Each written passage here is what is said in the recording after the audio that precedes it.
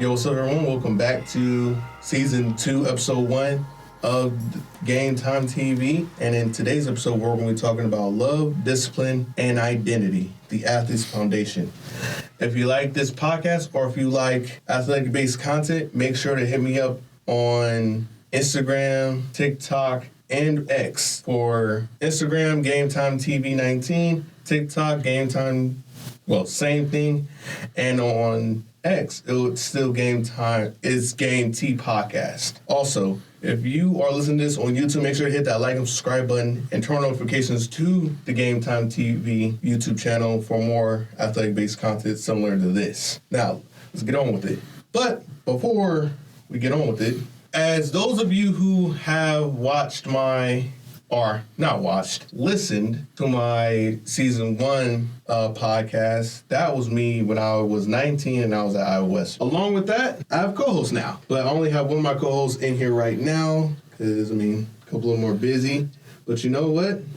He's a very good friend of mine, a person that I met when I transitioned down here to Lincoln. And we're also in the same Bible study group together. We play flag football together. And you know what? I'm genuinely glad to be one of his friends. David, would you mind telling people in the world, everybody else, your name, the sports you played, how did your sport, or the sports you played, how did your sport shape your identity and relationships, and how does it affect your view on relationship? Yeah, so as Crip said, my name is David Magnuson. I am from a small town called Grays Lake, Illinois.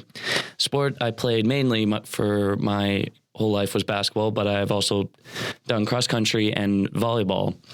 And I think with how it shaped my identity, it's definitely taught me it's taught me humility, for one. One of the main things that athletes do is, they like to gloat and they like to celebrate and they like to, put on a show. But it taught me how to just play my game and do my talking through my game and not through my words and through my actions. So humility for one, for sure. And then I think it taught me time management. So how to, balance school, homework, tests, while also being on varsity and having to deal with those late practices and, away games. It's also taught me about different people and where they come from. And I think just the different type of people I've met, just getting to experience that has been really cool. Different family experiences, different friend groups, all that stuff. So just the different types of people you get to meet. Yeah, absolutely. I know what you mean by that, because whether people like it or not, sports can bring a lot of people together. Yeah, absolutely. And sometimes turn enemies into friends, depending on who people are. But it does also give you a great insight on who your teammate is as a person, because you would think that you know somebody like in the classroom and stuff like that. But once you get them out to either a football field, any kind of field, any kind of court, when there's actually stress and pressure on their minds, then you get to see, okay, can this person either be reliable or be sort of unhinged while they're playing a sport? Because, I guess I give myself for an example. I'm a pretty mellow guy, but once I either get into a sport, there's a very high chance that my competitiveness will take over and, I can quickly become toxic, or not toxic, but, unhinged. Yeah. Yeah, and as most athletes are. Yeah, most athletes become like that. But you know what? I think that's something that people need to understand about when it comes to athletes, is that majority of the time we are nice people. We don't really want to. I guess people like to say that athletes can be kind of like assholes sometimes. No, yeah, absolutely. Yeah, that's definitely something I've heard before. And I think what they see is a certain type of passion that isn't necessarily shown anywhere else in life and only shown for sport, where you can have be a great person and all around be the nicest kid that people know. But once you, like you said, step out onto the field or onto the court or wherever you step out to, there's a different kind of passion that comes from the game that you play. And I think that can be a huge influence on somebody. Absolutely, man. And one of the crazier things that people would say, especially about being an athlete, would be, why do you have to be either so unhinged or like saying, why do you have to take sports serious? I'm like, well, I mean, when you're in that environment, you don't have the necessary, like, I would say, you get the hint that there are serious athletes and then there's people who like to joke around. Yeah. And especially if you're in an organized sport, if you have serious athletes and people who like to joke around on the same team, that team's not going to succeed. No. It's like, because you don't know if the people who joke around is going to cause the people who are trying to be serious to end up joking around with them, and then now the entire team's unserious, or the serious people are going to make the jokers like leave the team pretty early, even though, yeah, that might not be a bad thing, but it has the potential of people thinking it's like, well, it's a toxic team because, like, everybody takes it so serious. That's actually the best kind of team. Exactly. And you get people who don't care, and you have the couple of stars on your team, and then you have the people who can, give a crap, and they get playing time, and they just kind of mess everything up on the court. That's where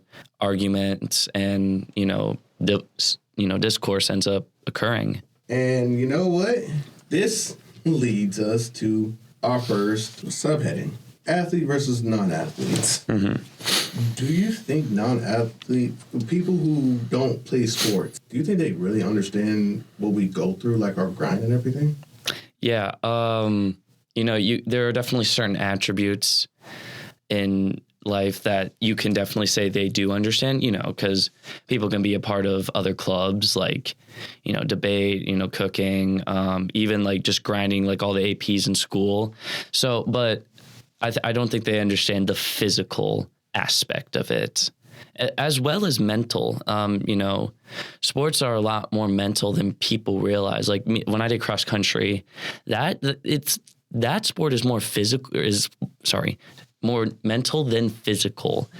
That's for sure. So because it's straight running. Anyone who's ever done just straight running, like there's a reason I would choose to play basketball over going for a run, because basketball, I have other things to do to keep my mind occupied. But with running, it's a whole mental thing. So I don't think it's fair to say like they don't understand what a grind is, but our specific grind, no. I don't think they understand the mental and the physical, toll it can take on an athlete.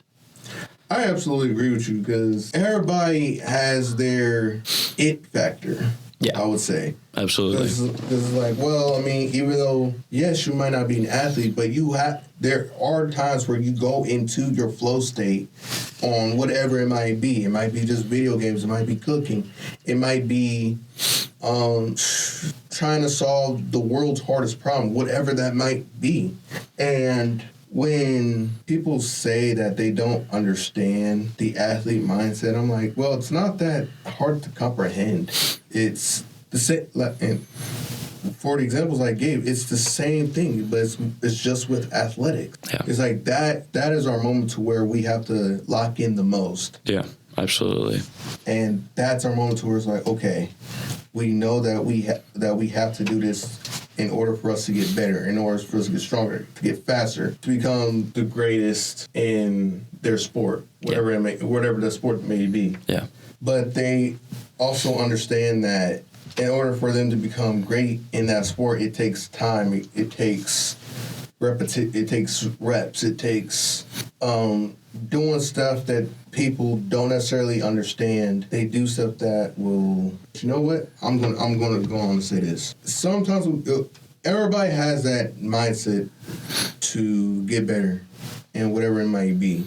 Although yes, our athlete's mindset is going to be a lot different from what everybody else's mindset is.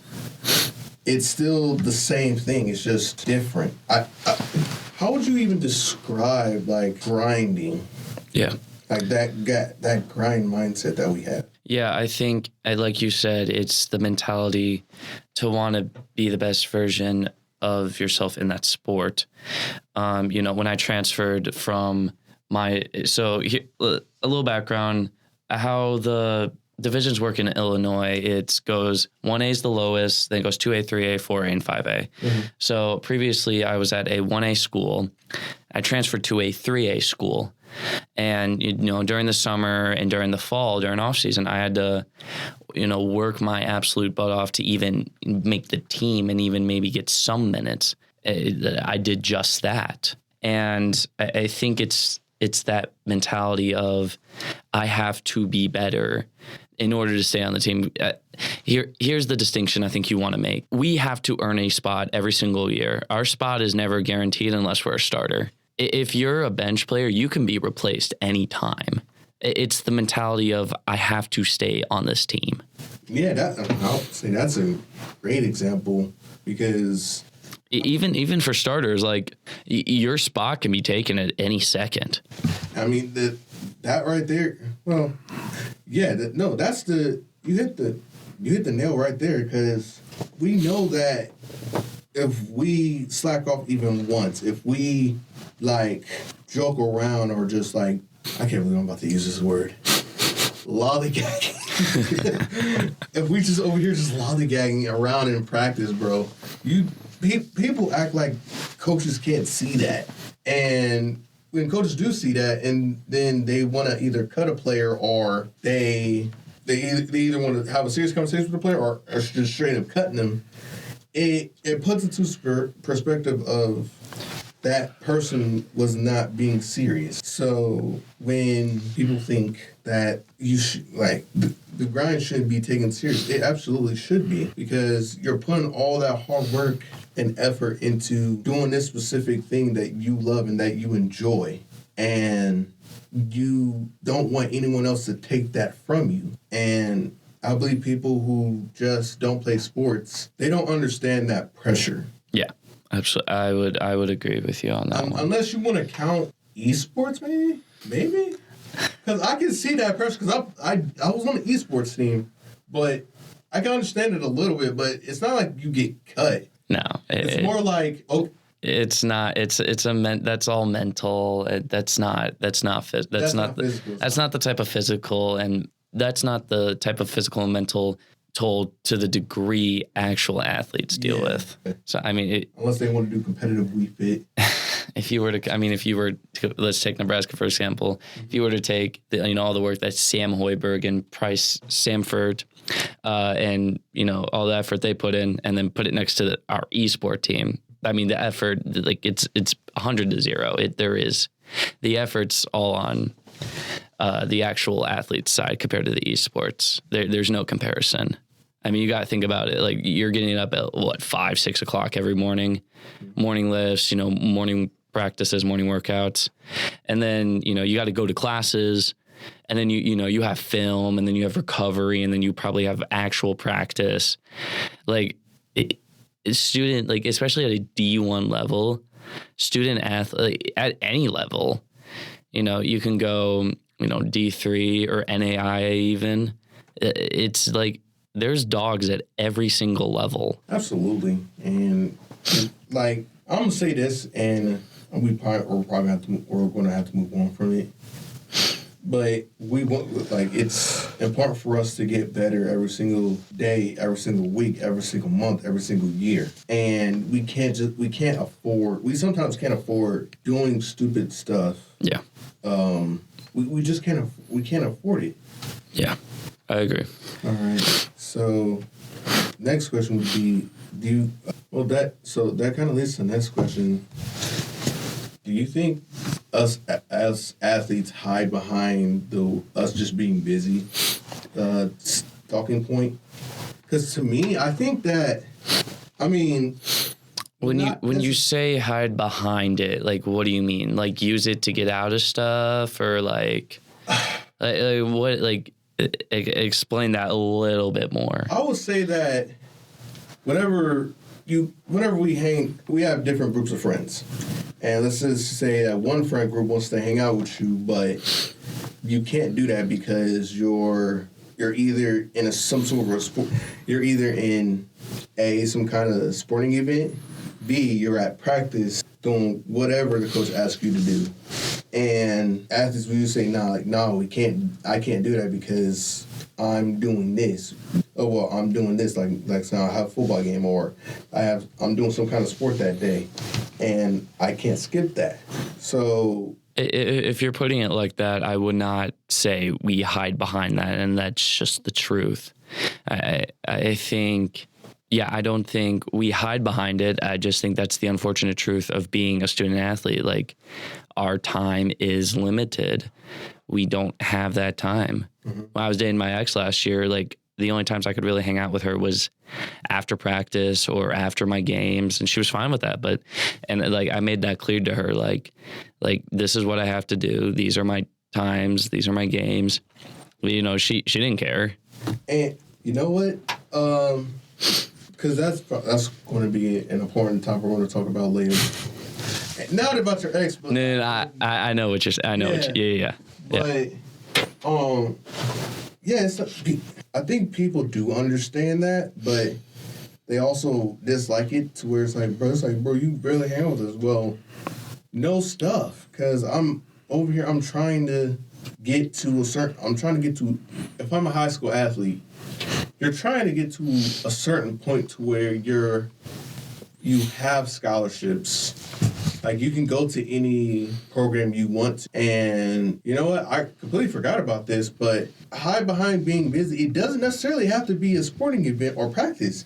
It can just plainly be you're doing academic stuff. Yeah. And if you're just doing homework, or you're studying for an exam, in some kind of test, and you're trying to do better, sometimes you're gonna have to sacrifice time with your friends for the greater good, for your grades, or just for yourself, for example. Like, you're just gonna have to sacrifice for yourself. Yeah, I agree with that. That just leads to the next question. Do you think getting attention is an issue? What kind of attention? Okay. I would say, so that's actually a good question, because it depends on the kind of attention. So, you know the saying of, I'm going to butcher the heck out of this. Is it good? All publicity is good publicity? Is that all publicity is good publicity? Yeah. Yeah, I think that's a saying. I think that is a saying. Yeah. Like, whenever, and like, it's not, and this doesn't have to be like statewide, citywide publicity. We're just talking about just your school in general. And like, if you are someone who, because when it comes to us athletes, especially in high school, people usually think that we're top dog. But usually people think athletes are the top dogs in high school. And with being like a football player, well, you know what? With being a student athlete, you have attention all around you 24/7. And it's like, the teachers know who you are. The coaches obviously know who you are. The teachers, the principals, any other staff, they know who you are. And they expect you to have some sort of discipline because you're playing that sport. And it's basically like, when you're just a regular student, you have, I would say, unnecessary intentions. Because, like, I know I play this sport in your school, but I mean, I'm just a student right now. I'm not trying to get any kind of attention, unless you are one of those not bashful. What's the word I'm looking for? We're technically arrogant. Yeah, very arrogant athlete, to where it's like, kind of like jock status, maybe. So I think I understand what you're saying. Yeah. I don't think it's bad to get attention. It is how you use the attention. Yeah. I think that all comes down to the athlete. Like, in my experiences, like people in the school, like, knew who I was. But I didn't choose to ever, be a jock, or I didn't choose to be arrogant. I chose just to be like everyone else. And there are definitely people who take it to that degree, but the players that I've played with, and I've played with a lot of good people, they're not boastful about it. If they're boastful, that's just their personality. Yeah. I've never met those 90s jocks. I've never met that kind of athlete before. Speaking of those kinds of people, I think those are actually real. I think that's a movie trope. Yeah, I'm like, but that's a whole different topic we can get into later. So yeah, do you think that's just? I think that's just a movie trope that they just try to pull off. It's gotta be. Well, if that's the case, I mean, do you think that getting that kind of attention, do you think it kind of develops insecurity? That's a good question. I don't think it develops an insecurity as much as it develops a pressure. We're going to go back to attention. Okay. And because I don't really want to bring your girl into this. My ex or my current? Both? We could talk about both. Just ask your question. Okay. We can talk about. I don't care. Because the question is basically like, do you think giving them attention, like while being an athlete, while you focus on all this other stuff, do you think that is an issue? Because giving them attention apart from doing everything else. Yeah, because I know women, they want to get attention in relationships. Nothing's wrong with that. No, absolutely. And I think I actually might answer two of your questions here. Mm-hmm. Because I think it is better when they are athletes. I think when you're an athlete and you date an athlete, like I think it's easier to help them comprehend, like, oh, he's busy. Like, I would be busy in my sport, and I divided like he is right now. So I got to give him space. Like my ex, she did track, and during her track season, I could really only see her in the evenings, just like during my season of basketball, she could really only see me during the evenings or after my games. Mm-hmm. Very rarely did she come see me before my games. But anyways, no, I don't think it's an issue. I think that's just something that has to be communicated before a relationship is even formed. Like you have to sit down and talk to her and say, hey, look, I'm an athlete. I'm very busy from, these months, and I'm really only free these times. And some of those days are going to have to be spent doing homework or studying for tests. So the time we spend together might be limited. And I think if you sit down and talk to her, and again, going back to like her being an athlete, I just think it helps because maybe you won't have to have that conversation. Like you just make it shorter, briefer, and just say, and she'll understand, because if it was her season, she'd want the same thing from you. Mm-hmm. So she should expect to do the same thing. All right. Now we're going to move on to our first segment, athlete versus non-athlete. So, David, do you think that, let's say you have a significant other that was a non-athlete, do you think they would understand like the grind that you went through as an athlete? I would say in athletics, no. And to speak more on that, there's a physical side and there's a mental side. Mm-hmm. And I'm going to talk specifically on basketball. The physical side, the training, the weights, the lifting, but also then you have the plyometrics, and you have, the diets, just all that, all that stuff that's already a lot in itself. Yeah. And then we get to the mental side where you have to deal with a roaring crowd screaming at you, who's done their research on you, by the way. Like the high school crowds I played against, like they did their research on like okay, sorry to interrupt. What you mean did they research? Well, so I went to a school called Grayslake North, and our crosstown rival is Grayslake Central, where there were like half the school I went to middle school with, and they remembered like remarks they made about me in middle school.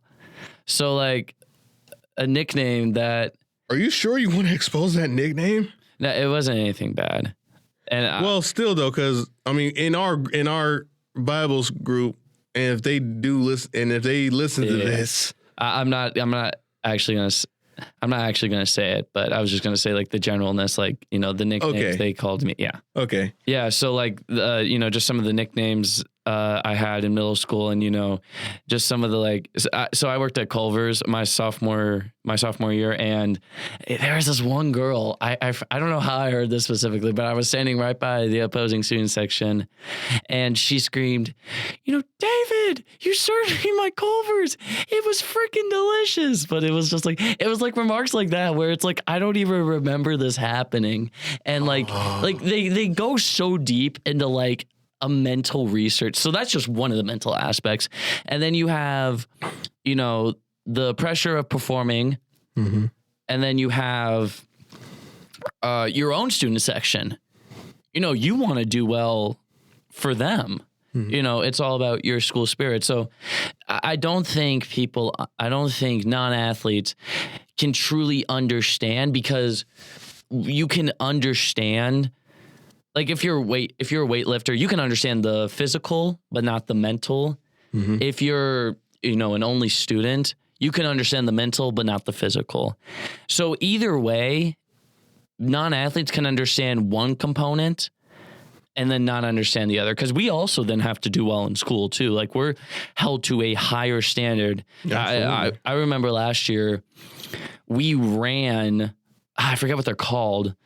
They might have just been suicides, but we ran suicides because, we had people failing classes. Oh, I had teammates failing classes. So it wasn't only me who had to do well in school. Our teammate, I had to count on my teammates to do well in school. Mm-hmm. And when they didn't succeed, I got punished. So it's just stuff like that no, I don't think they understand, because we're not. Most athletes aren't just brain dead people. The predetermined like stereotype is like, especially like in Texas, like football schools, like, oh, the teachers like don't teach crap, mm-hmm. but they just pass the football students like even when they're like dumb as heck. Well, it's also just like something that like just people think, and it's just not true. The type of education we are held to as student athletes is a lot higher than normal people, than non-athletes. Yeah. That just brings like the next question that will pop up in my mind about, is there a way to let your significant other know it's like, okay, this is the process? Well, okay, actually, no, you talked about it, because you just said that if that should be established early on in the relationship, that the way how I think, the way how I move is going to be different. Yeah. And that's something when you want to get into a relationship with a non-athlete, which I'm not discouraging. Like I've seen it work out before. Absolutely. Yeah. But I think if you do want to date a non-athlete, you have to tell them, we may be able to hang out a lot right now, but when my sport hits, it's going to be late nights. If you even want to come hang out that late, some nights I'm not going to be able to hang out or talk because I have homework. Mm-hmm. And, the time we see each other might get cut in half for a little bit. And if you sit down, have that conversation, and they're able to understand, I don't see an issue. Like I don't think dating a non-athlete is bad. In my personal experience, I think it helps to date an athlete, because you don't really have to have that conversation, because they're an athlete too, and they understand the mental and the physical pressure. Yeah, I 100% agree with you, because, just because they're a non-athlete, that doesn't mean it's like, oh, well, they're not going to understand what I go through on a day-to-day basis. No, because I'm sure they're going to have their own things that they're thinking about on the side. And as long as you as an athlete, it doesn't matter if you're a female athlete telling this to your boyfriend or a male athlete telling this to your girlfriend. Be transparent up front. Like, let them know that, hey, like, I won't be available 24/7. Yeah. Like, there's stuff that I have to do, and I have a dream that I want to achieve. And for me to achieve that dream, there are going to be little sacrifices along with it. Yeah, absolutely. And I want you alongside with me 100%. But there are going to be times where I can't give all of my attention to you. Yeah, absolutely. And that just leads into the next question would be, like, do you think us athletes hide behind being busy? Like we can't do this with our significant other because we have some kind of sporting event or practice, or we want to keep our academic standards up. So then we have the leeway to continue to do our sporting events or practices. I don't think we hide behind it as much as we just put it as a priority, and then it's just a misconception that we hide behind it. I don't think there's any hiding behind it because we are just busy. There's no reason for us to hide behind it. Absolutely. I mean, I don't think, okay, you know what? I don't think there's a regular person that will just say that, well, they don't want to hang out with me because they always claim that they're busy. 99% of the time, or 95, they probably really are busy and they can't like do certain things with you. It's nothing against you. It's just, that's just how the process works, is that we're trying to make ourselves better, and that we're not always going to be available. To our family, we're always going to be available because, I mean, like, we got to do whatever chores or we got to talk to our family during dinner and stuff like that. Whatever chores that our mom or dad gives us, or we hang out with our siblings, stuff like that. But if you're a non-athlete and you're a significant other to an athlete, there's a good chance that they're not always going to be available, and you're just going to have to accept that. Yeah. But that also like puts into perspective of, let me make sure I formulate this. You can give your attention to anybody, but I don't think giving attention to your significant other as an athlete, that shouldn't be an issue. No, it's required if you're in a relationship. Yeah, it's required. It's just not going to be as frequent as they may like. Yeah. Because of what you are doing. And like I said, if you're dating an athlete, then it's going to go both ways. Mm-hmm. Because, there's going to be times when you're busy and there's going to be times when she's busy. Mm-hmm. And I think that's the most important thing, is having that mutual understanding. Like, we don't need to see each other all the time. And that's where sometimes dating a non-athlete, that can factor into that. Even you don't even have to date an athlete of the same sport. Like, even dating like someone who does golf or track, which I don't think take up as much time comparatively to other sports, in my opinion. Mm-hmm. But only if we probably had like somebody who did. Well, I did track and field, but comparatively to like football or basketball, is like, does track take that much more time than than basketball and football comparatively? I will say yeah. Track takes more time. I won't say more time. I will say around the same amount of time. Okay, then maybe I'm just wrong. Because like, you do have to, whenever, either if you're running or you're throwing or something like that, or you're doing an event, there's, like I said, there's a lot of repetition with technique. Okay. And so you can say it's similar. So any sport in general, dating someone, any sport in general, they understand the time commitment. I'm sorry, esports, for dogging on y'all. Esports probably this is going to be the different one. I don't even count esports as a sport. I'm gonna be honest. That's a hot take, but I don't count esports as a sport. Okay. It's a hobby, sure, but I don't count it as a sport. I mean, I do, but you know what? Like you said, it's a difference in opinion. Yeah. It's a difference in opinion. But I do agree with you that giving attention to your significant other, it's going to be mandatory in any relationship. But if you're a non-athlete, do not ever, and this is like kind of like a dumb movie stereotype, but and I hope no person does this in real life, but that stereotype of you give that sport more attention than me. Yeah.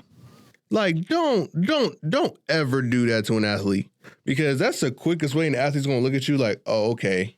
Like, you don't support what I'm trying to do. Yeah, I agree with you on that one. The minute you start using your partner's sport as ammo to say, oh, you're not spending enough time with me, that's when you're going to lose an athlete. And you're like, nah, don't try to compare yourself to the sport. Yeah. Because, yes, the sport is... It's more time consuming. Yeah, it's time consuming, but... Obviously, a human being is more important than any activity. Exactly. So, but like they're putting in all the hard work and stuff like that to make themselves better. And you just saying that, well, you saying you're giving that sport more attention than you are to me is basically saying you're more focused on yourself than you are focused on me. Yeah. And essentially, it's kind of like, why don't you want me to focus on myself? Why does it have to be you? Like, yeah, those types of like ultimatums. Yeah, it's like, why does it have to be you? Like, why are you putting this choice in my head? Yeah, like, I mean, we already talked about this. It's majority of relationships are not going to be like this. They shouldn't be like this, not at all. And if you are in that kind of relationship as an athlete, that's not a relationship that I'm going to be honest with you guys and females out there. That's not a relationship that's going to last at all, because that's basically manipulative. And if you're having somebody around you that is going to try to manipulate your relationship to where it's like it's either me or nothing, I'm not going to lie to you. I'm not going to lie to y'all. And I hope, and David, I believe, is going to stick with me on this. The nothing is better, because there ain't no... I think, and again, this is just about relationships in general, but any ultimatum is bad in general. Mm-hmm. You never just give two options. And again, there's obviously exceptions and like cheating and stuff like that, but putting aside like those exceptions, but like asking your partner to choose like a sport they love or school over you, it's just making yourself seem more desperate and more seeking for attention. And that if they're emotionally intelligent, they will end up choosing the peace, which is the nothing over you, because they realize how much, trauma and hardship you're bringing to their life by even that statement. Absolutely. So anyways, this is definitely, if anyone does this, male or female, and they're not an athlete, this is definitely like insecurity. Like, insecurity can be natural because, like I said, you're not giving as much attention, but this is where we're going to refer to, as what we said in the beginning, this is something that both of y'all going to have to be transparent about. Yeah. It's like, I love you and all, but I'm doing this and I'm taking this serious. Yeah. So I'm just letting you know ahead of time that my attention might not be on you 100% of the time. And like you said, if they show emotional maturity, I think that's the best way to avoid it. Yeah. Is just talking about it. Absolutely. And if the person is mature about it, then all is well. You know what? I think that's a great way. That's a great segue into athlete dating an athlete. Okay. Because, I mean, if we look at that next question, have you seen relationships build or distract athletes? I mean, we just talked literally, like unintentionally, like we talked about how it can be a distraction, and those ultimatums, like, is literally a distraction. Yeah, so I think so. The ultimate, and again, the ultimatum stuff. That's the relationship ender. I don't think that's the relationship distractor. Mm-hmm. So I've seen it go both ways. Mm-hmm. You know, people say, "Oh, you know, he's dating someone. You know, he's not as seriously committed to his sport." I'd say, for me personally, it was quite the opposite. Actually, I actually became more calm in my sport, and it helps me to focus actually more. It's how, and again, this isn't a clear-cut answer. Like there is no clear-cut answer. It depends on the person. It depends what you choose to prioritize. Mm-hmm. And again, that can be difficult. But I think if you're an athlete and you're serious about your sport, for the time period that you have to prioritize your sport. And for the time that you then have, you can then spend that time however you want, whether that's focusing on homework or, you know, spending some time with your partner. But also with that, coaches don't really, especially high school coaches, they don't really care. They just need, they need your time. And if you can't give them that time, they're going to go find someone else who can. Yeah. So they will have, and so you can prioritize your partner. Like you can skip practices to prioritize your partner. The coach will find someone else to take your spot. Mm-hmm. And again, going back to what we talked about with athletes, where there's a constant pressure of competing to not have your spot taken from you. And that's one of them. And having a significant other or a partner can become one of those issues in getting your spot taken away. Mm-hmm. And again, if you're just, you know, there to have fun and you prioritize your partner over your sport, then it shouldn't be an issue for you. But if we're just talking about players who take their sport seriously, I don't think it will be a distraction, because they wouldn't date someone who doesn't respect what the type of grind they have to do in their sport. Absolutely. And like that just overall, it's just like having that balance. Yeah. Is just very important. It's like, yeah, I'm going to give my attention to you, but I'm also going to give that same amount of attention or even more attention to my sport. And it's just being transparent about it. Not going to lie, because whenever I was when I dated my ex, and this was like way after football season, but you know, this was during track and field season when I was dating her. She completely understood what I was doing, and she knew that I couldn't give all that time to her. But even though I couldn't give that time to her, I still made an effort. I think that's one of the more important things. Like, as long as you give an effort, yeah, to show that you appreciate the person that you like or love. Yeah, absolutely. Like that goes a long ways, and that's how you can build a relationship. Yeah, I agree. Like as long as no one on both sides is being pushy about it. Yeah, that's where you will get that Drake May love story with his girlfriend or wife now. Yeah, from middle school through high school through college till now. Yeah, I think they are a great example of understanding what they have to do, especially her to him, her understanding what he has to do to become who he was. Mm-hmm. Now, you know, she's marrying him, and from what I see, it looks like those two could not be happier. So I think they are definitely a great example to great communication and prioritization. Absolutely. Well, that also leads to that next question before we move on to our next segment.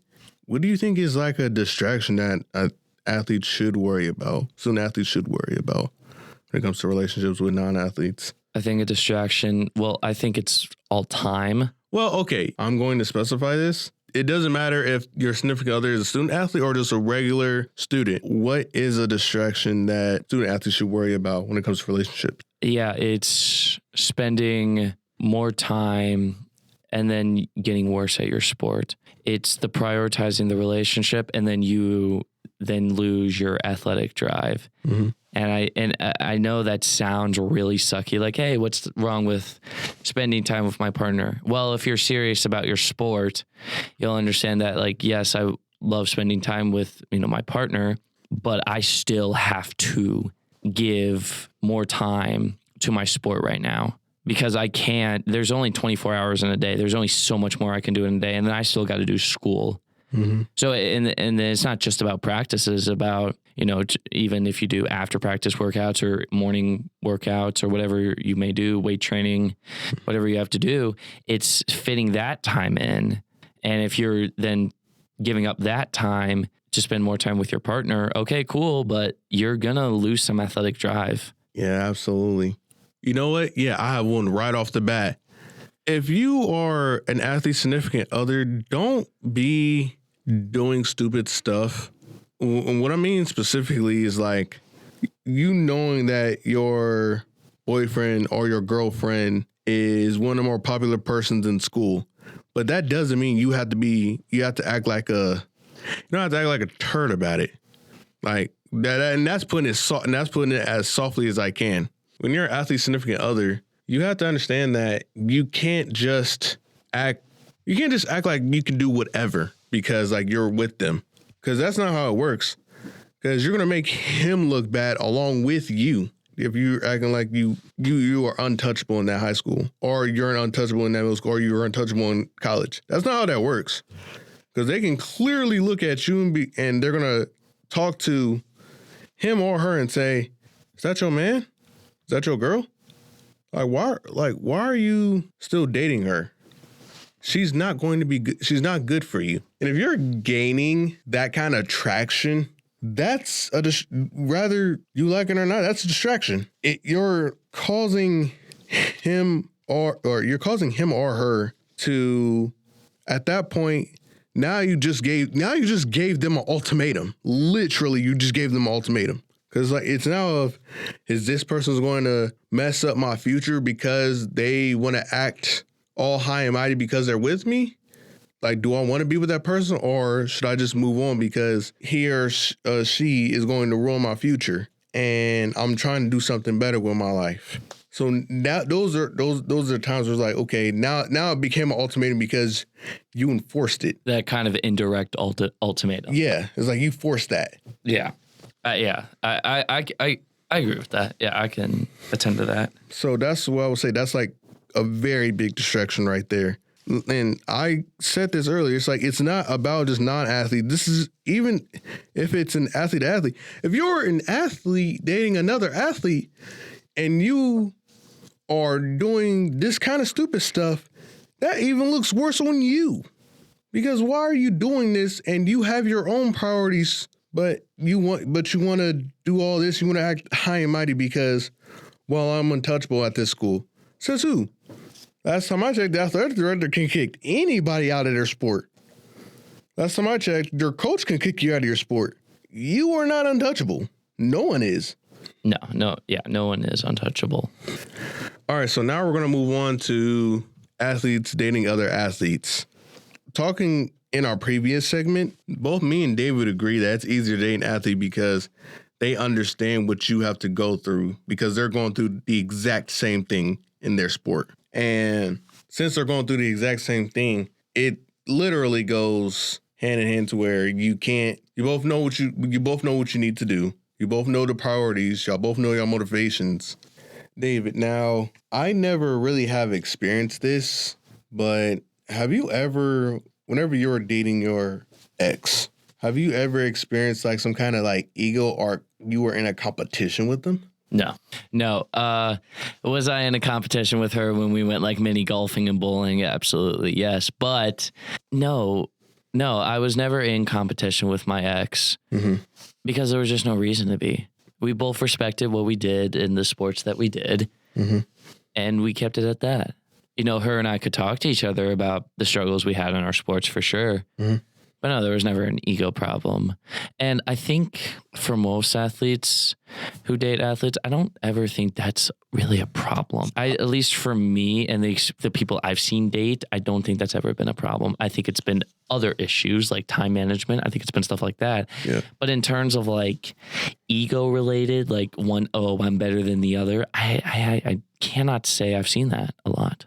I have never seen that either, because it's like, why are both of y'all having some kind of ego on what is a better sport or who competes or who's better? Yeah, or just who's better in general. Why are y'all having this discussion?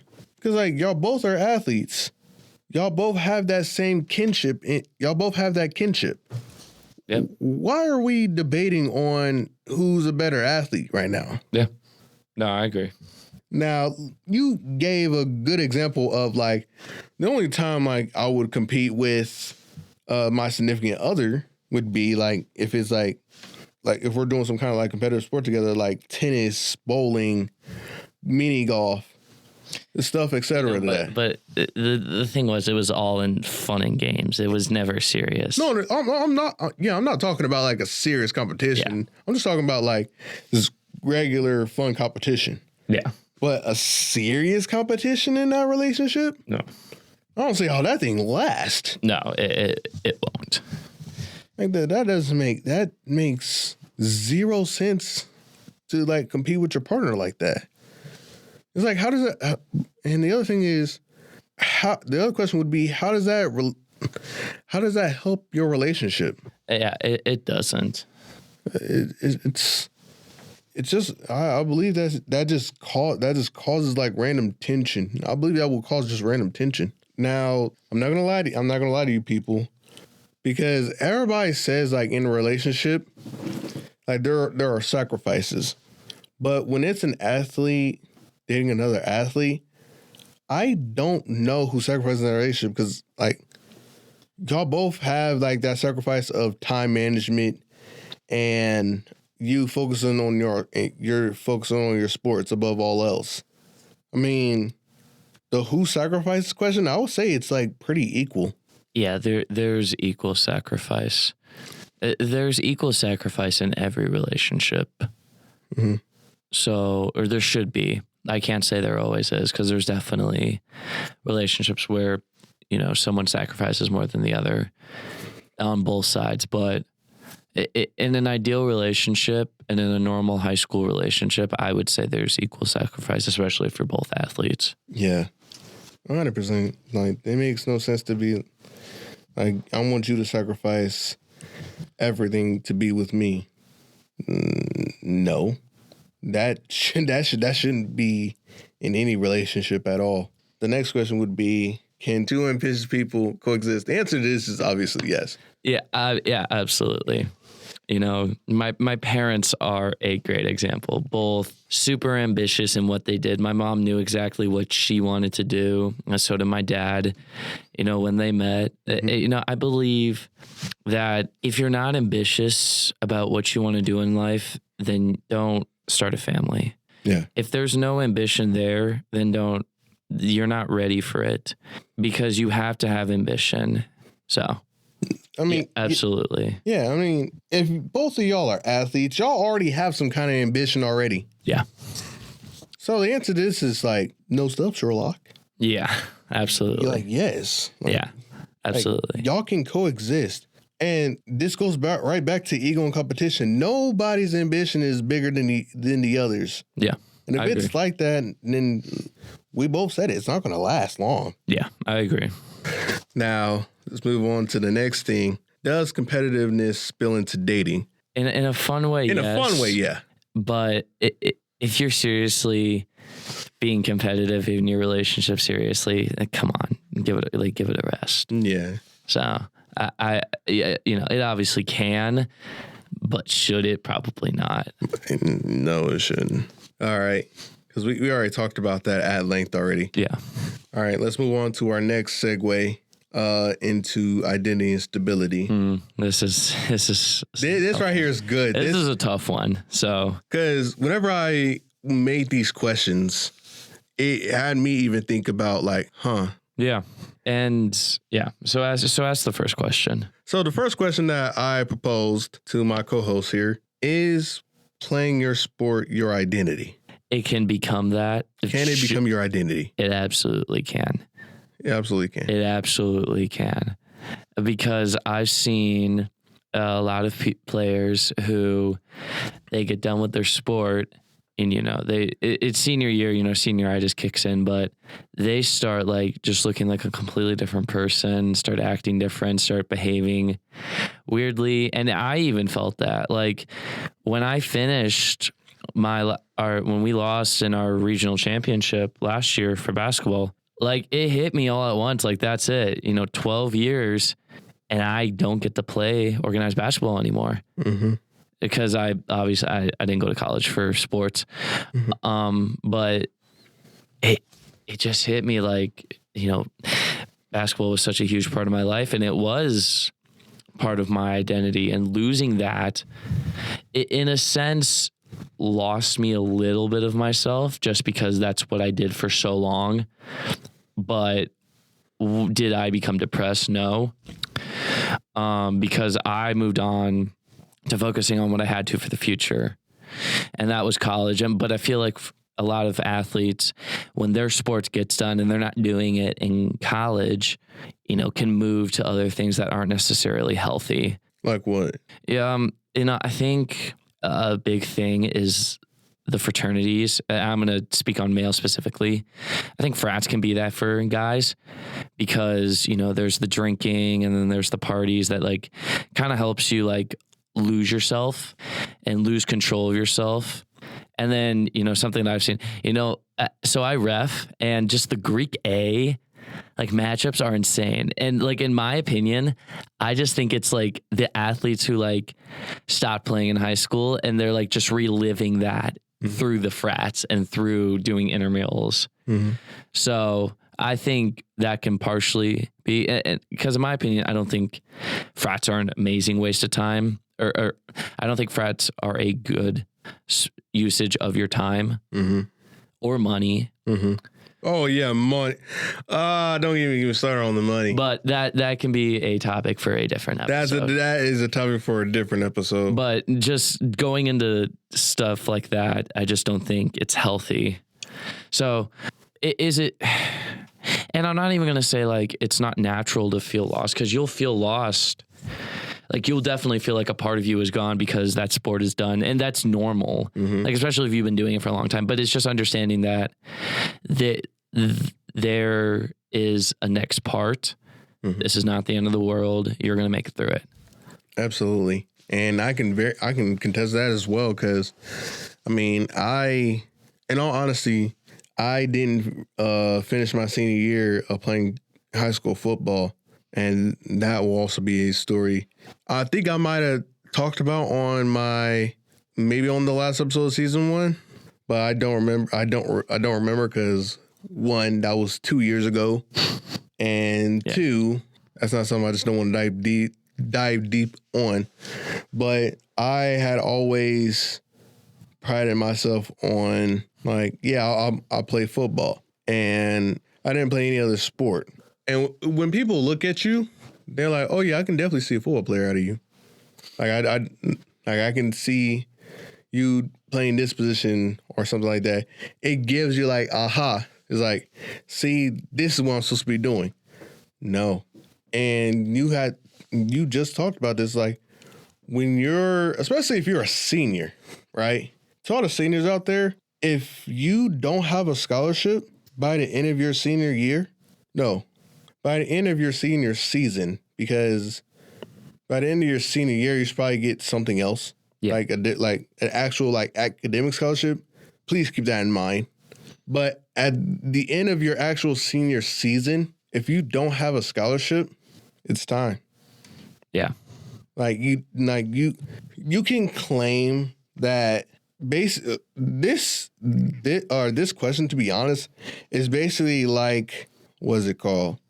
Do you want to live in the past? Basically, it's kind of another form question like that. Yeah. And when if you're currently a high school senior, I'm letting you know right now, just when your season is over and you don't have a scholarship to go play your sport at a higher division than your high school, it's time to move on with your life. Like, don't spend all the rest of your time in high school thinking about, I wish I had one more season or something like that. I mean, yeah, you can have that, and like that's completely normal. But when you graduate high school, that shouldn't be your concern anymore. Your main concern should either be going to school, getting a job, learning a trade, doing something with your life. Because you can't do nothing just sitting around doing whatever. Yeah.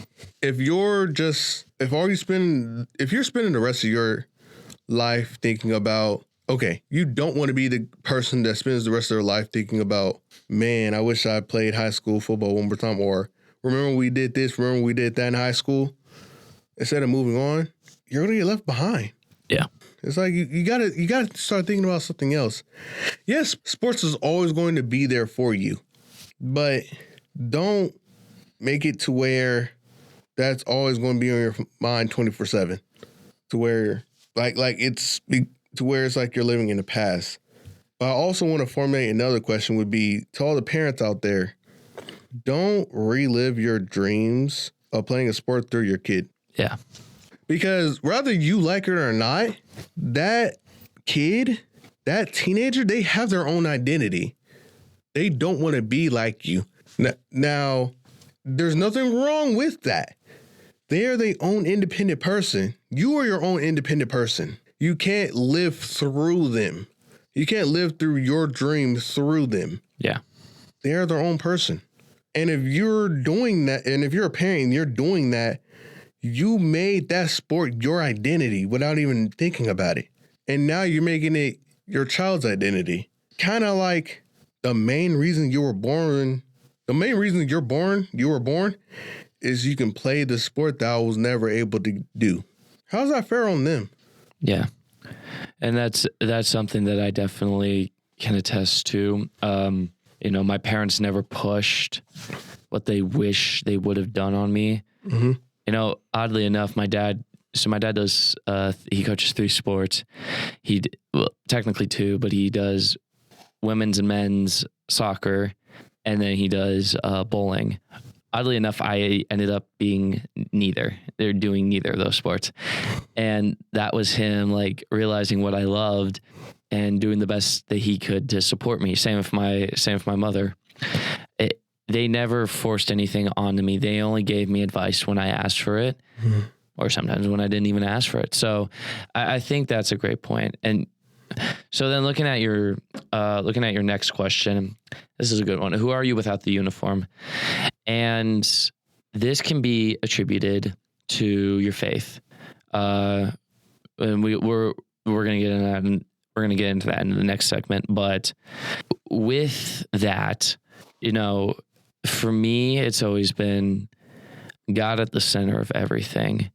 In everything that I've done, whether that's my politics, my sports, my academics, it's all been through God and because of God, and because that's what He's allowed me to do. And the reason that I was so calm after my sport ended was because I understood where my identity lied in. And unfortunately, for a lot of athletes who don't know God and who don't know Christ, that unfortunately will cause them to end up lost, because that uniform was who they are for, however many years, whether that's 4 years to 8 years to 12 years, whatever that may be. Even if you just picked it up your senior year and you loved it, that's it. That's the only shot you got. But it's that understanding that God is in control of everything, and letting His gift and letting the abilities He's given you flow through you. I think, because after it's done, there's nothing wrong with turning to God and saying like, who am I? And he'll help you through that. Absolutely not. And you know what? I'm glad you chose that path, because not everybody will. Everybody has the chance to do that path, but not all athletes do. Yeah. Because they think the fame is more the fame, the money is more important than reading the Bible, than learning about Jesus Christ. So, and like you said, it makes them wonder after they don't have that uniform on anymore. Yeah. It makes them wonder what's next in life. Yeah. And this is what I want to share with you guys. I will say this. My grandfather had told me this, and he's still alive today, and today is his birthday, so I'm going to make sure I got to tell him happy birthday after this. Outside of your sport, and this is where I got that question from. Outside of sport, he asked me, who am I? And I was like, I don't know. And he said the simple answer is you're Loren Cribbs. Don't make that sport your main identity. That should be the same question that every athlete listening to this podcast should question themselves. Who are you outside of that uniform? Who are you outside of that sport? Like, what are your morals? What are your values? Yeah. Yeah. Not letting your sport determine everything is important in life. And I think because I used to do this as well, and it's not necessarily a bad thing, but whenever I would need a distraction from the world or just from my life, I would go play basketball. And, I still do that sometimes. And that, like, basketball is always going to be there for me, but definitely when it ended, it definitely did leave a little bit of a hole where I was like, okay, where am I now? Mm-hmm. But because I didn't make my sport my full identity, I still had my morals. I still had where I stood on everything. I still had, the things that were important in life. I understood what was important in life. It didn't break me too much. Yeah. And I kind of had that process as well. Even though it's like I walked back to Christianity a little bit later. Well, it's now, but yeah. Once I stopped playing football, it did make me realize, like, okay, who am I as a person? Who am I as an individual? Yeah. And the next best thing I took apart was, like, I did, not to brag, but I know how to cook. And I was the best student chef at my high school in 2022.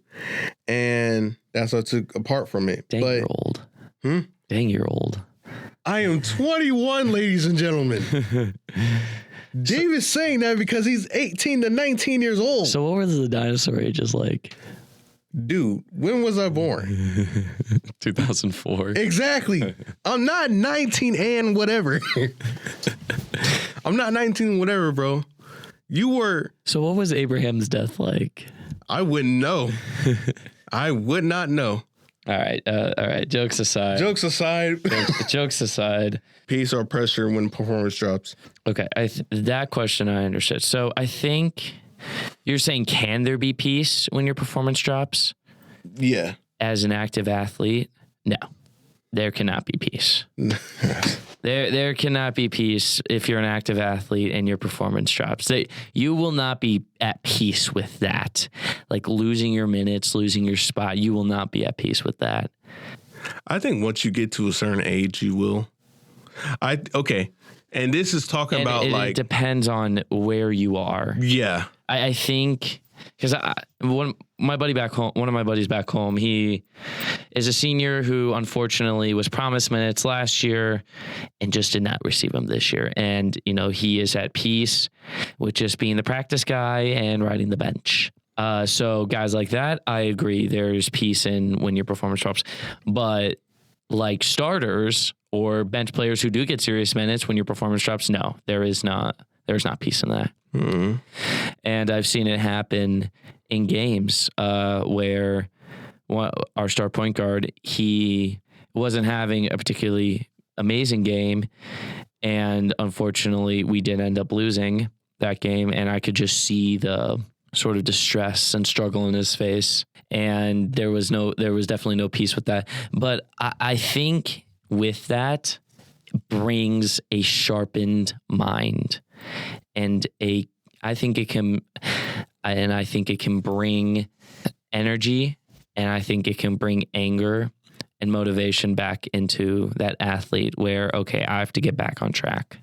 Mm-hmm. Now that other thing would be pressure distract when does the pressure distract you when your performance drops? And the answer to that is yes, because I'm a prime example of that. And what I mean by that is in high school, I believed that as a senior that I need to put all this pressure on myself to like perform better. But whenever I didn't perform better, it no longer became a motivation. It instantly became a distraction. It got to the point to where it's like I couldn't think of nothing else but the distraction of I'm a senior. I got to do this. I got to do that. And like I have to go. I have to do better. And when your performance is like constantly, and when your performance is dropping and you're not performing like how you want, just that pressure immediately is like, oh crap. Like it's now gotten to the point to where that's all you can think about. And it now becomes like, I will say that pressure and distraction kind of intertwine. Yeah. It's like once you put pressure on yourself, it becomes a distraction, because when you put in that kind of pressure on yourself, and then you can either start performing to that pressure or you start dropping because of that pressure. And if you're performing to that pressure, you're going to look great. Yeah. But when you're not performing to that pressure, it becomes a distraction, because now you're thinking about, I need to do this, I need to do that. There's no I in team. Yeah. So you're constantly just thinking of I instead of we. Yeah. Not to be French.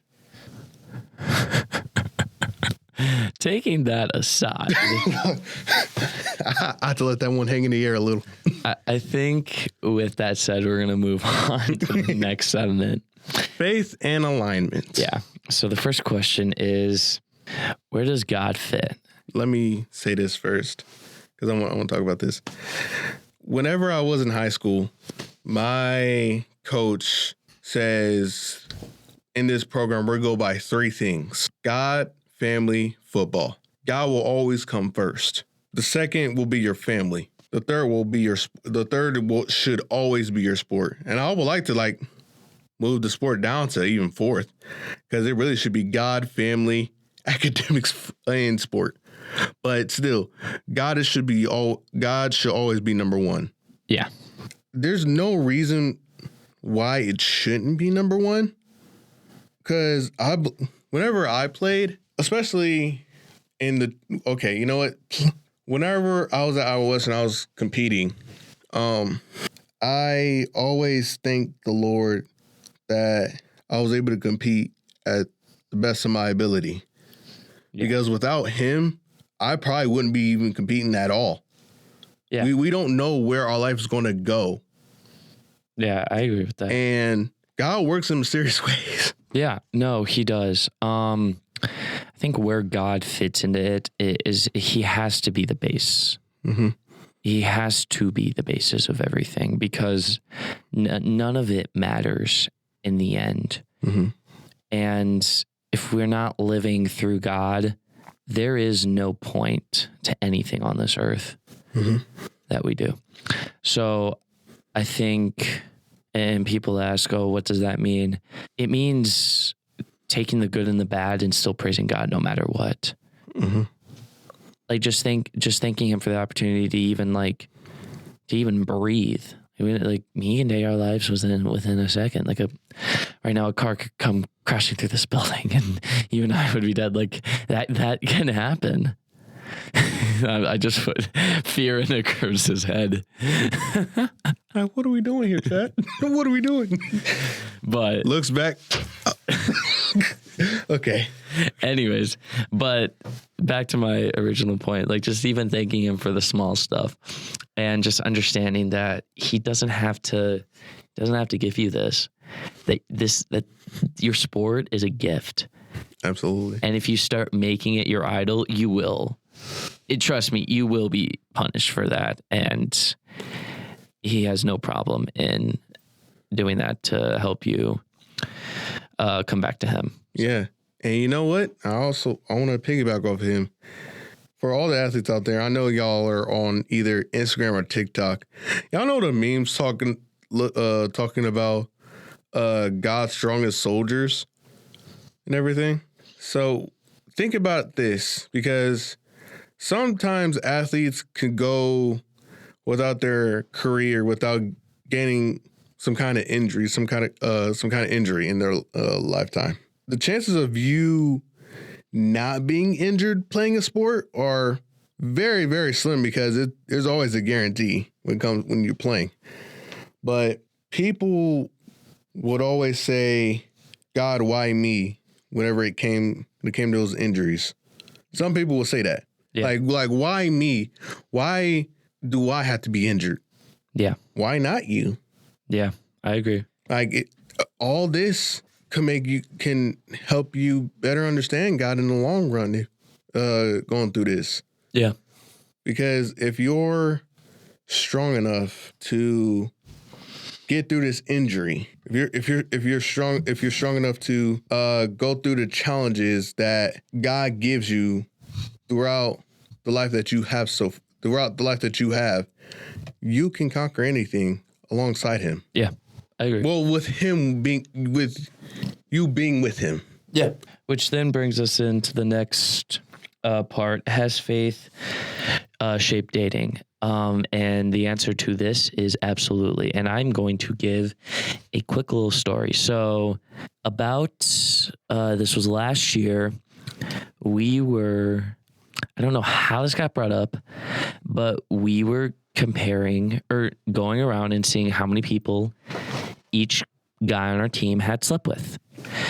Yeah. Oh, right. This story. Sorry, I already know this story, and I'm gonna let David talk about this. So, and they came around to me, and I said none, and I got mocked for it, like, oh, the good little Christian boy, da da da, all about that stuff, and then we were at an away game, towards the end of the season, and two of our captains came up.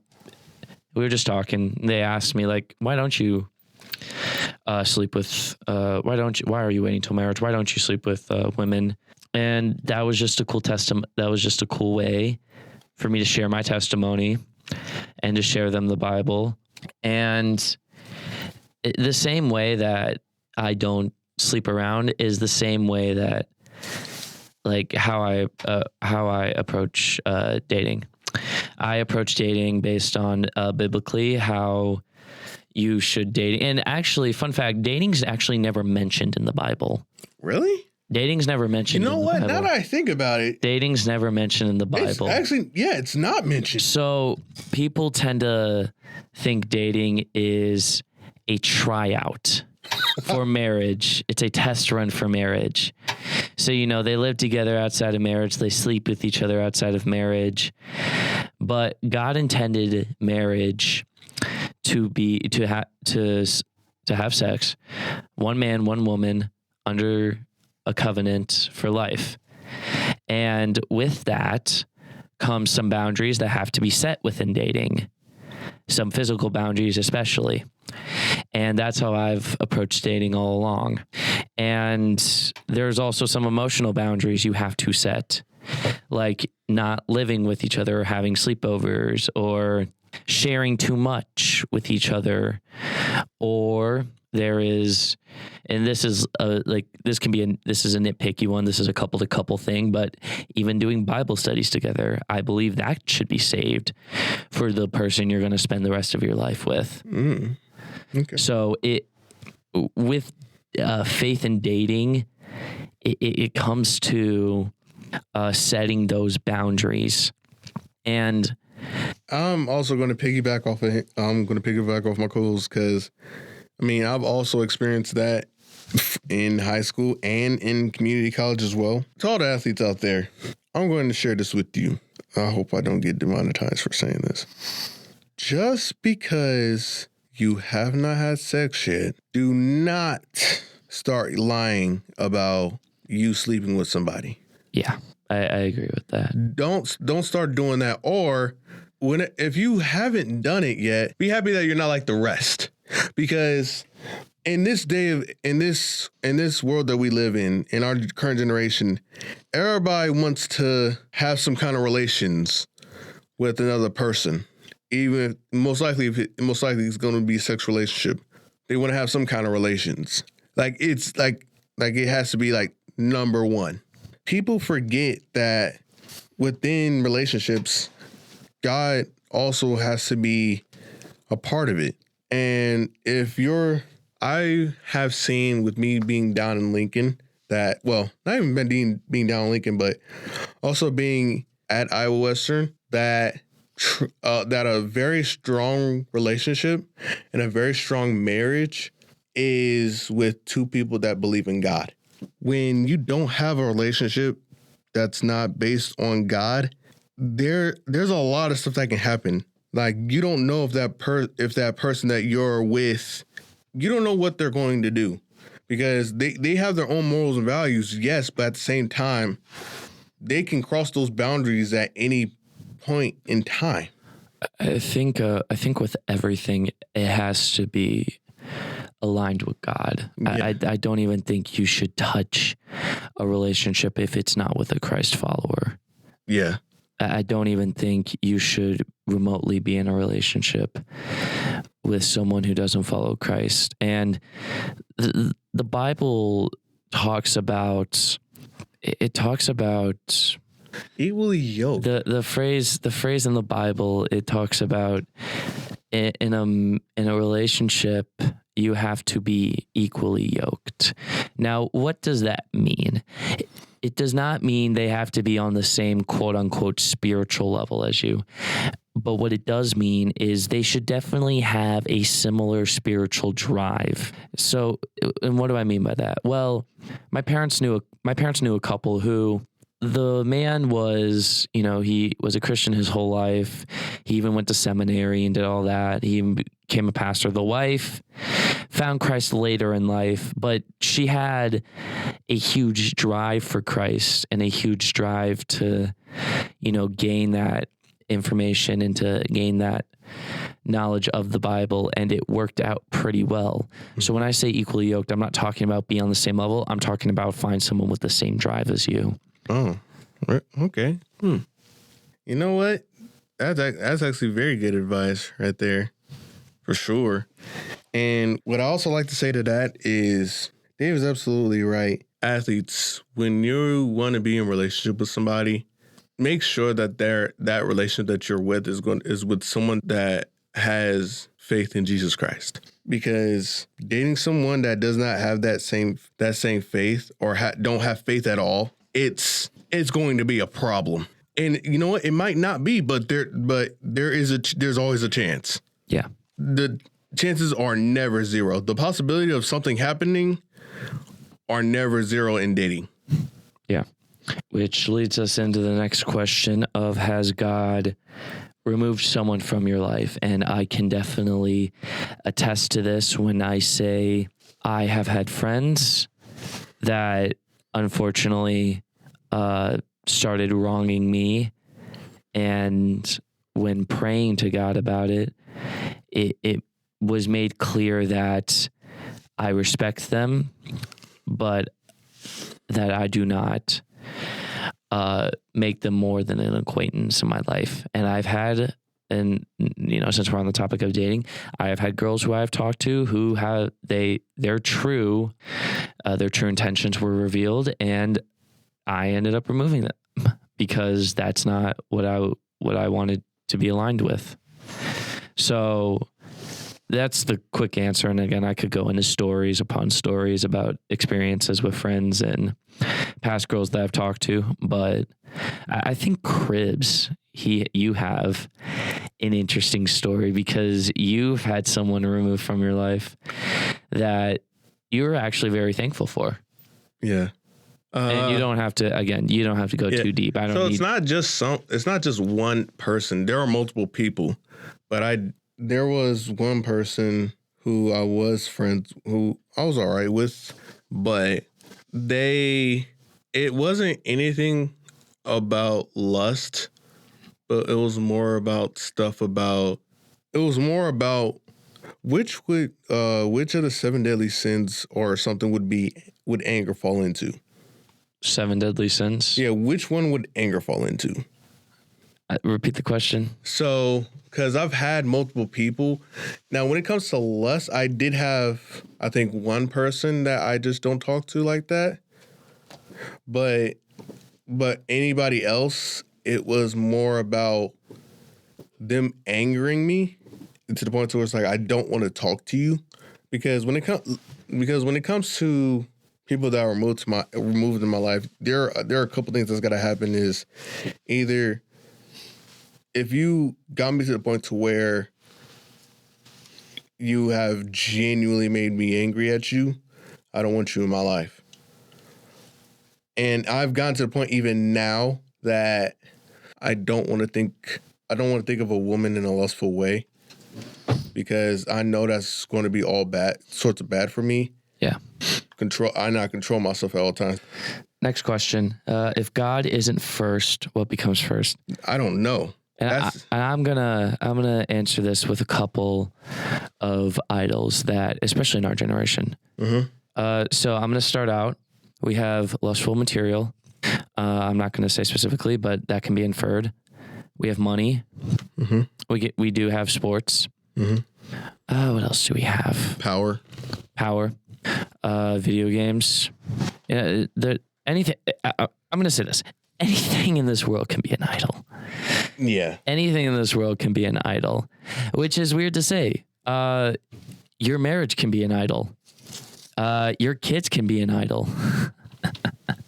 Your family can be an idol. Like, that's just such a complex road that anything can become an idol, where if we don't do everything through Christ, none of it matters. It can all become an idol. Mm-hmm. And we have to avoid that.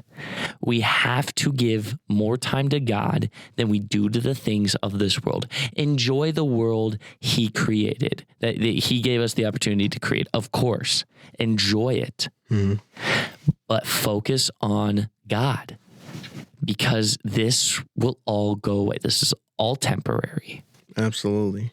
Which then goes into the next question. Can love thrive without shared alignment? And if we're speaking on relationships, no.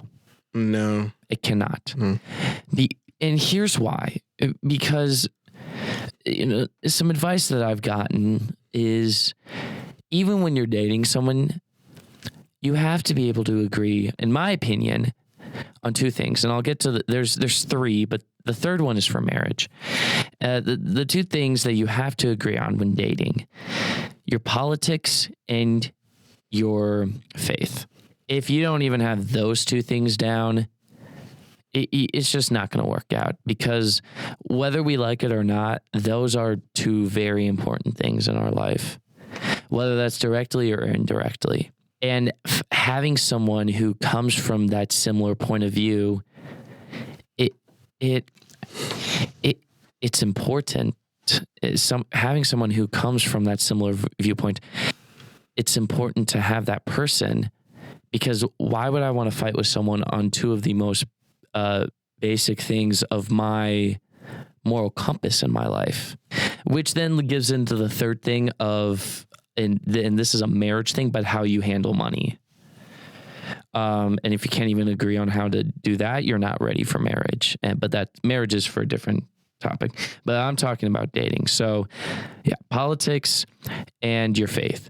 If you can't find agreement on that, don't even try. It's not going to work out. Yeah, I agree with you there. I ain't got nothing else to say to add on to that. Now, ladies and gentlemen, we kind of went all over the place today, sort of, and I for sure will try to clean this up. But we are going, we're going into the last segment, I assume? Yeah, the reflection round. All right. Do you want to start, or should I? Do you want to end? Do you want to end host? Do you want to end main host? I'll be happy to take the first few cracks at this. Yeah. All right.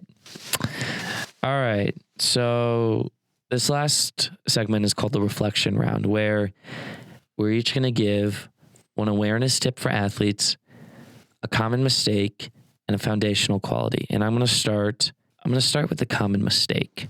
And a common mistake that a lot of athletes make when it comes to dating specific, it's either dating, discipline, or identity for this episode. Yeah.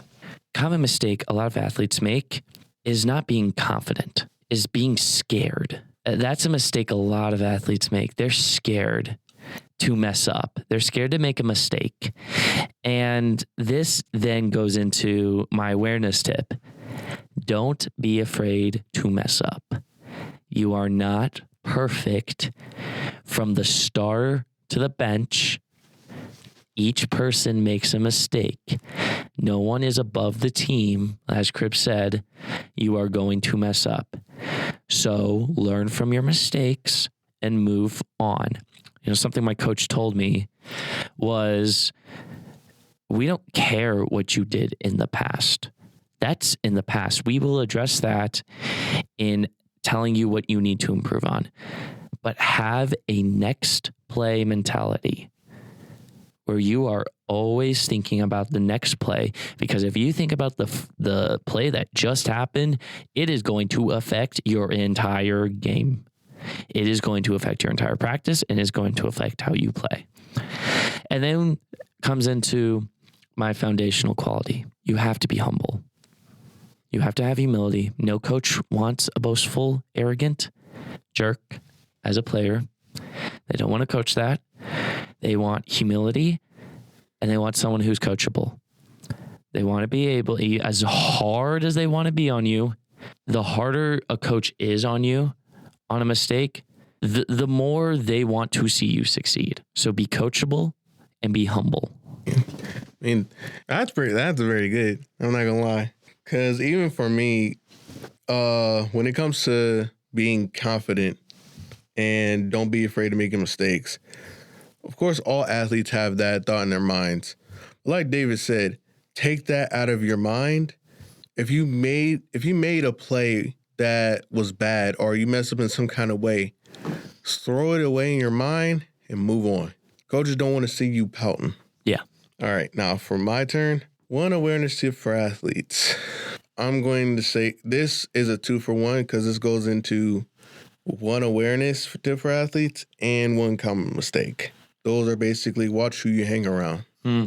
I like that one a lot. Yeah. That is not talked about a lot. That is not talked about a lot because whether you like it or not, and this episode is primarily about relationships, and this just goes along with it.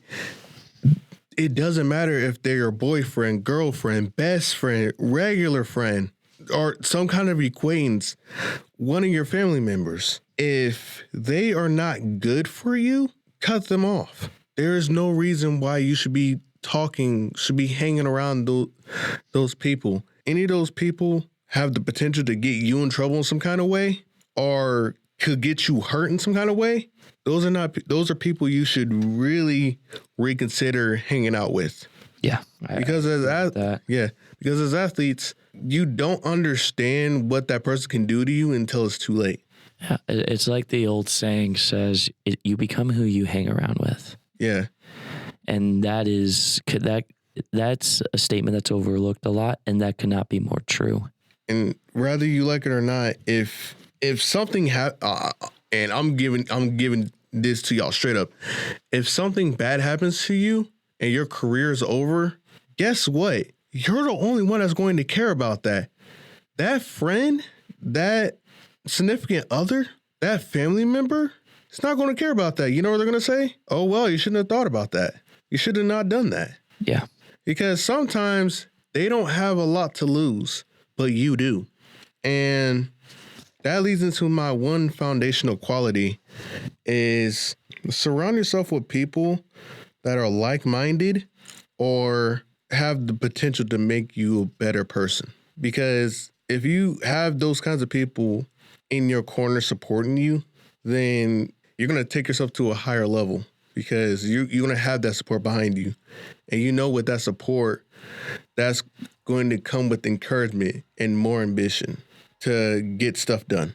That's what I have for the reflection round. But outside of that, ladies and gentlemen, that is it for this week's episode of Game Time TV. I appreciate you guys for listening to me and David. Hopefully we can get all of our co-hosts here next time. Make sure you guys check out the YouTube channel at Game Time TV the socials, GameTimeTV19 on Instagram, TikTok, GameT Podcast on X. Outside of that, I hope you guys have a very good day or a good night wherever you guys listen to this. See y'all later.